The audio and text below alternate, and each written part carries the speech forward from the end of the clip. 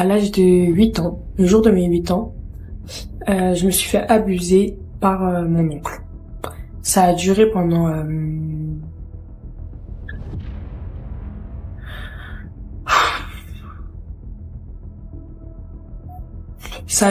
plusieurs années,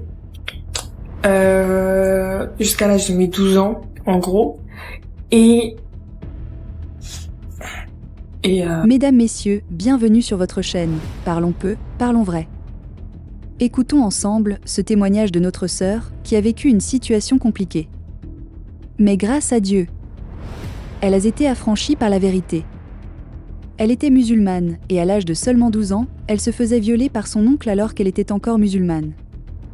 Écoutez son témoignage.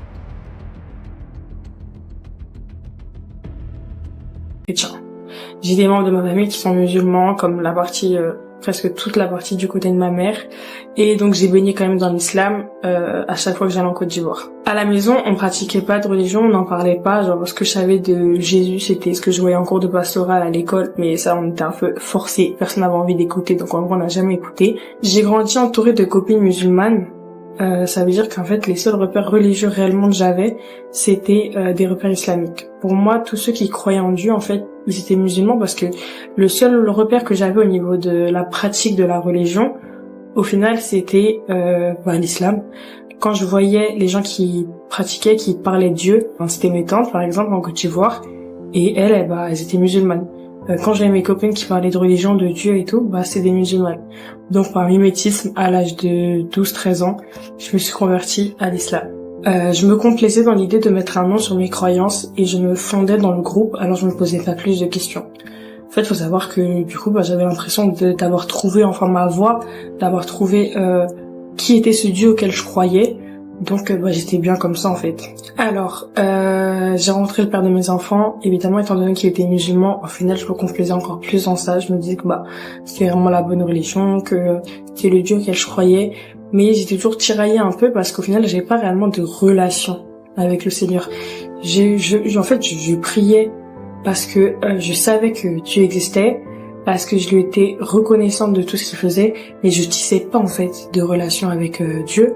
Je tissais pas de relation intime avec Dieu.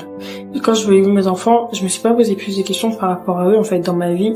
J'étais tellement tournée vers le fait que j'étais une jeune maman, parce que j'avais 15 ans, j'avais d'autres choses à gérer, qu'au final, ma relation avec Dieu, je prenais pas tant que ça le temps de le remercier pour les grâces que j'avais eues d'avoir des enfants en bonne santé, etc., etc.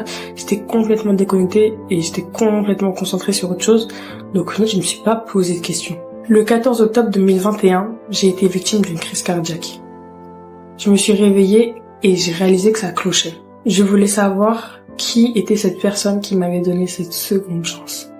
Faut savoir en fait que quand je me suis réveillée de l'arrêt cardiaque, j'ai pris conscience de la valeur de la vie et du coup j'ai pris conscience qu'on me l'accordait. Genre qu'en fait être en bonne santé et se réveiller tous les jours de votre vie, c'est pas quelque chose de normal, c'est pas quelque chose qui vous est dû, c'est quelque chose qu'on vous accorde.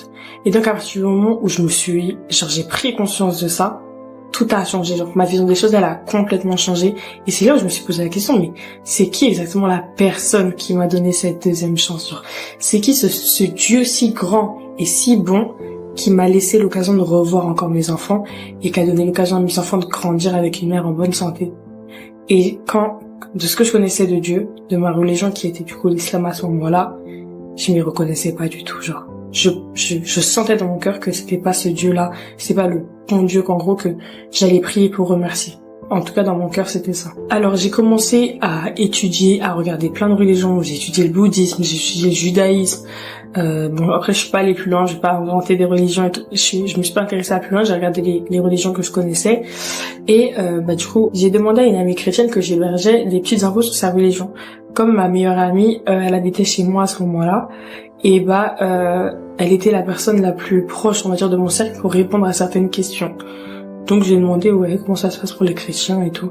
Je connaissais une copine à moi juive, donc qui était un peu plus loin, mais je lui ai demandé aussi des informations et je connaissais personne de bouddhiste, donc ça pour ça j'ai pas pu demander. Et donc, ma copine, un jour, elle m'a proposé d'aller à l'église avec elle. Elle m'a dit, bah écoute, ma mère, elle me prend un peu la tête, en gros, pour que j'aille à l'église avec elle.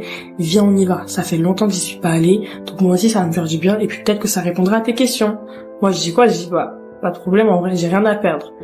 Donc, on va à son église. Faut savoir que c'était un samedi, et que c'était un séminaire. Donc, pour ceux qui savent pas c'est quoi un séminaire, c'est en gros un pasteur d'une autre ville qui vient pour un temps, genre un week-end, souvent une semaine, pour du coup prêcher dans une église différente de la sienne. Donc on y va samedi. Il faut savoir en plus que l'église de ma copine, c'est une église à majorité angolaise. Et le pasteur qui venait, il venait de l'étranger et il parlait portugais. C'était un Angolais. Donc il y avait un traducteur. Faut savoir que du coup moi j'étais pas spécialement à l'aise parce que je comprenais pas tout. Enfin, non pas que je comprenais pas, mais pour ceux qui savent, genre c'est pas facile d'assimiler en gros le pasteur qui parle et la traduction sur le côté. Il y a une phrase de différence. Enfin, c'est pas forcément simple. Donc j'étais pas, on va dire que j'étais pas subjuguée par la prière, par tout ça. À un moment donné, il y a un temps de prière. Donc moi je savais même pas quoi faire, je vous avoue, genre moi je m'attendais à ce que les gens ils mettent les mains comme ça ou se mettent à genoux, bref je sais pas, je savais pas du tout quoi faire. Donc j'ai regardé ma copine et j'ai regardé sa mère, je les ai vus fermer les yeux, baisser la tête et tout, et commencer à marmonner. Je savais pas, et commencer à marmonner. Moi je savais pas quoi raconter, donc j'ai tendu un peu l'oreille et j'écoutais ma copine qui priait genre merci Seigneur pour tout ce que tu m'as fait, enfin tout ce que tu m'as donné, cacaca. Elle disait par exemple en ce moment j'ai un problème avec ma sœur elle va pas bien, est-ce que tu peux l'aider? Du coup j'ai commencé à faire la même chose en fait, j'ai fermé les yeux, j'ai commencé à parler à Dieu. Et pour moi, je parlais juste à mon Dieu, en fait, je me confiais tout simplement, sans chercher à qui je communiquais, mais au moins je parlais. Et pour une fois, c'était pas comme quand je priais chez moi en tant que musulmane, genre, là, je parlais français, c'était pas des sourates que je restais quoi, c'était vraiment, je parlais de mon cœur à quelqu'un, genre, je parlais vraiment à un confident, en fait, je me confiais réellement. Et donc, j'ai commencé à prier et tout, et je remerciais le Seigneur. Et plus je parlais, et plus c'était fluide, et plus j'arrivais à dire des trucs. Au début, j'hésitais, merci Seigneur, merci truc. Et après, c'était fluide, merci Papa pour tout ce que tu m'as donné, blablabla. Bla, bla, bla. Je parlais. Et là, j'ai commencé à avoir des larmes qui coulaient. Et genre, je parlais, hein, c'était même pas genre, non, je pleurais pas, genre juste ça coulait sur mon visage, ça coulait. Et j'étais tellement bien, et je continuais à parler. Et là, quand je vous dis une chaleur m'a entourée. Elle a pris mon cœur, elle a pris mes côtes, elle a pris mon torse, elle a pris mes épaules, mon dos. On dirait comme si quelqu'un t'avait mis une couette chaude, genre, sur toi, genre. J'étais tellement bien. Et là, j'ai compris, en fait. En fait, c'était évident. Dans mon cœur, c'était évident. Genre, je pourrais même pas vous expliquer comment je l'ai compris parce que j'ai pas vu un miracle, mais je le savais. Genre, vous voyez là, si je vous demande votre prénom, vous allez me donner votre prénom. Moi, je sais que je m'appelle Méliane. Je le sais, je suis persuadée, genre, je m'appelle Méliane, genre, c'est évident.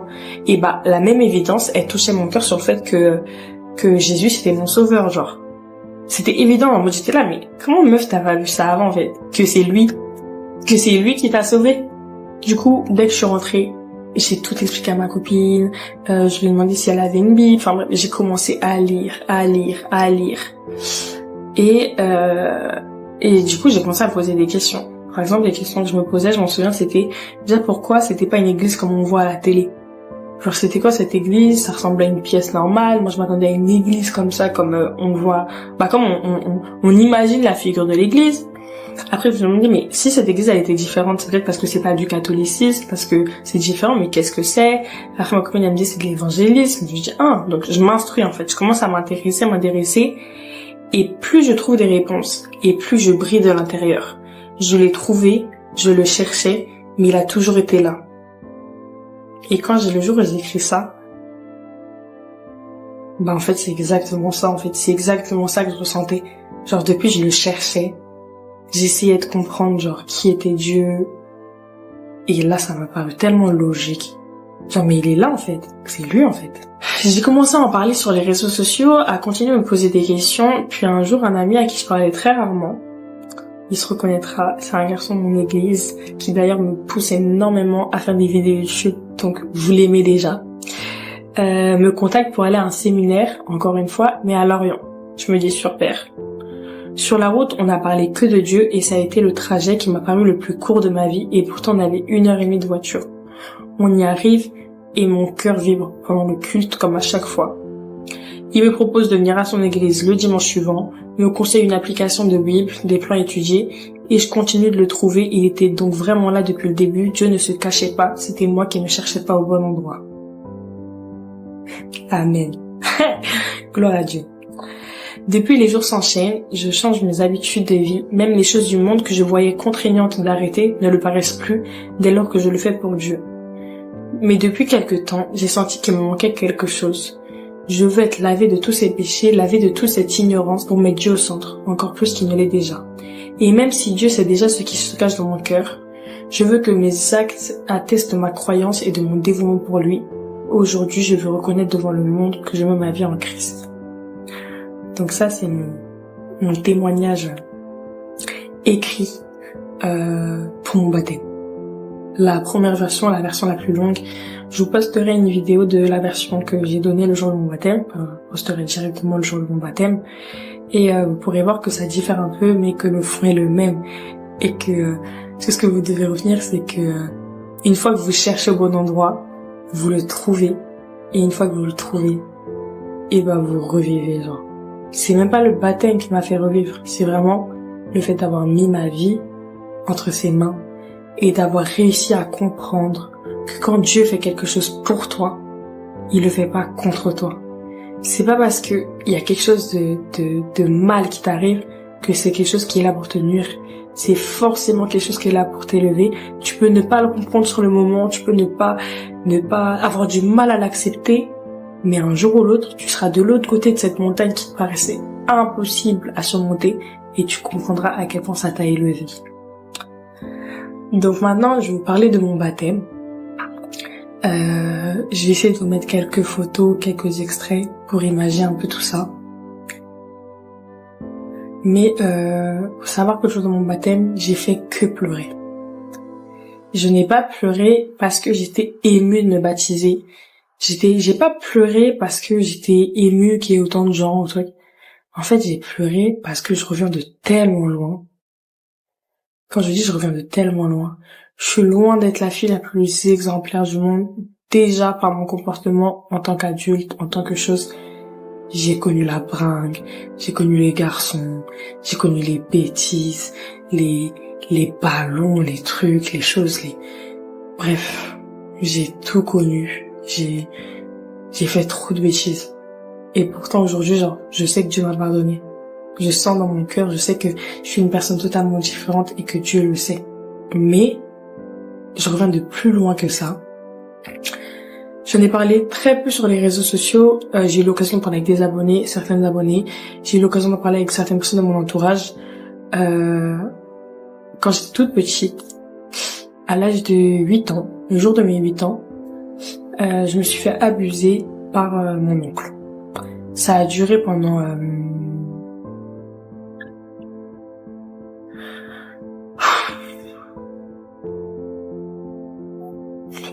pendant plusieurs années, jusqu'à l'âge de mes 12 ans, en gros. Et à cette époque-là, la seule solution que j'ai trouvée pour être en paix et avoir une famille que j'ai créée moi-même, une chose que j'ai faite, une chose dont je pourrais être fière, c'est de faire un enfant. Et par la grâce de Dieu, j'ai eu la plus belle chose qui me soit arrivée sur terre. C'est la naissance de mon fils. Et quand je vous dis sur les réseaux sociaux, à chaque fois, mes enfants, ils m'ont sauvé la vie. Vous êtes beaucoup à critiquer le fait que j'ai un enfant jeune, sans réaliser à quel point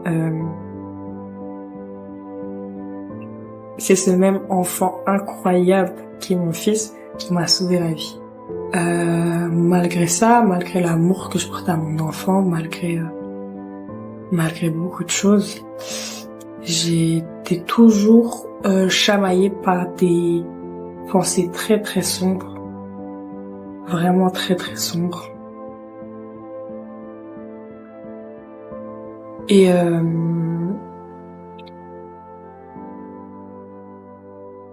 Et ça a quitté ma tête qu'il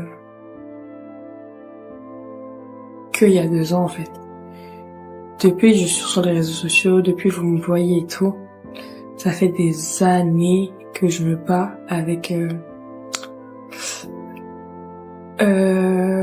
ces pensées qui sont difficiles. J'ai énormément culpabilisé de continuer à penser à ça alors que j'avais des enfants. J'ai énormément culpabilisé de continuer à penser à ça alors que j'avais un toit, que j'avais de la nourriture, enfin bref. Et le jour où j'ai rencontré Jésus-Christ, tout ça a disparu, genre. C'est pas le baptême qui a fait que ça a disparu, c'est vraiment sa rencontre, en fait. C'est vraiment dès lors que le Saint-Esprit a touché mon cœur que tout ça c'est parti. Aujourd'hui, je suis fière de vous parler face caméra et de vous dire par quoi je suis passée sans être rentrée dans les détails, parce que si je vous racontais toute ma vie, déjà, il y aurait des gens de ma famille qui seraient trop en colère. Mais ça prendrait des heures, et puis j'ai pas envie de pleurer. J'ai assez pleuré le jour de mon baptême, donc franchement j'ai pas envie de pleurer. Tout ce que je veux vous dire, c'est que dès lors que vous mettez votre vie entre ses mains, vous allez finir par vous en sortir.